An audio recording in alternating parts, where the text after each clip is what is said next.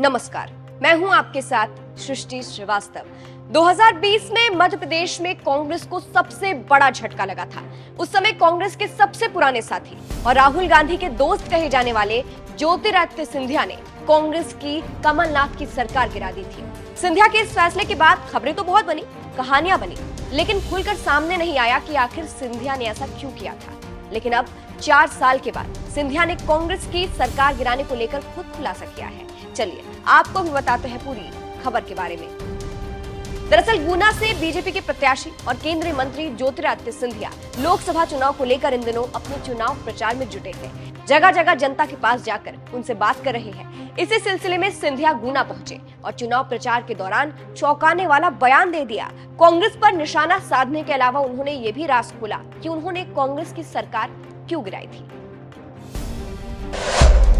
सिंधिया ने क्यों गिराई थी कांग्रेस की सरकार? गुना के बमोरी में चुनावी सभा में सिंधिया ने राज खोलते हुए कहा, अगर मैं तब सरकार नहीं गिराता तो लाडली बहनों के पैसे, किसान निधि के पैसे, आवास के पैसे छोटा भाई और मोटा भाई की जेबों में चला जाता, इसीलिए मैंने उनकी सरकार गिरा दी। इसके बाद सिंधिया ने सभा में मौजूद लोगों से पूछा कि आप बताओ मैंने सरकार गिराकर ठीक किया या नहीं, जिस पर लोगों ने जवाब दिया, बहुत अच्छा किया। यहाँ सिंधिया ने इशारों में कमलनाथ और दिग्विजय सिंह का बिना नाम लिए उन पर निशाना साधा है। सिंधिया ने ऐसे खुलकर तो कुछ नहीं कहा, लेकिन ये इस तरफ इशारा कर दिया कि उन्होंने कांग्रेस की सरकार जनता के भले के लिए गिराई थी। वहीं आगे भी सिंधिया ने कांग्रेस पर जमकर निशाना साधा और कहा, कांग्रेस ने 65 साल देश में सरकार चलाई, रोटी कपड़ा और मकान का नारा दिया, लेकिन इस नारे को पूरा करने का काम नहीं किया। गरीबों के उत्थान के लिए कोई काम नहीं किया। कांग्रेस ने 75 साल में 3 करोड़ आवास बनाए। वहीं प्रधानमंत्री मोदी ने पिछले 10 साल में ही 4 करोड़ गरीबों के लिए आवास उपलब्ध कराए। फिलहाल आपको बता दें, 15 साल से भी ऊपर से ज्योतिरादित्य सिंधिया कांग्रेस में थे। सिंधिया उन नेताओं में शामिल थे जो गांधी परिवार के बेहद खास माने जाते थे। उनकी और राहुल गांधी की तो अच्छी दोस्ती भी थी, लेकिन साल 2020 में सिंधिया कांग्रेस से खफा होकर बीजेपी में आ गए थे और अपने साथ कई विधायक भी लेकर गए थे, जिसके बाद कांग्रेस की सरकार भी गिर गई। फिलहाल आपको बता दें, सिंधिया के सामने कांग्रेस ने राव यादवेंद्र सिंह को चुनावी मैदान में उतारा है।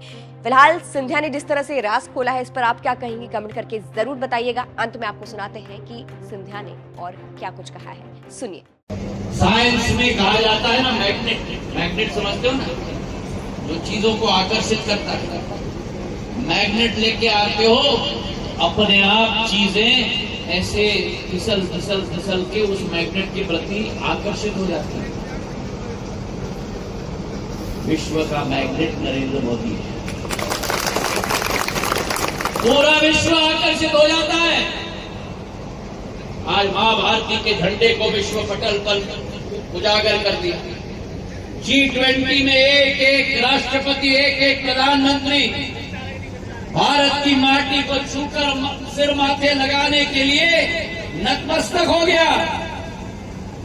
एक जमाना था जब भारत का प्रधानमंत्री झोली फैला के विदेशी देशों में जाता था।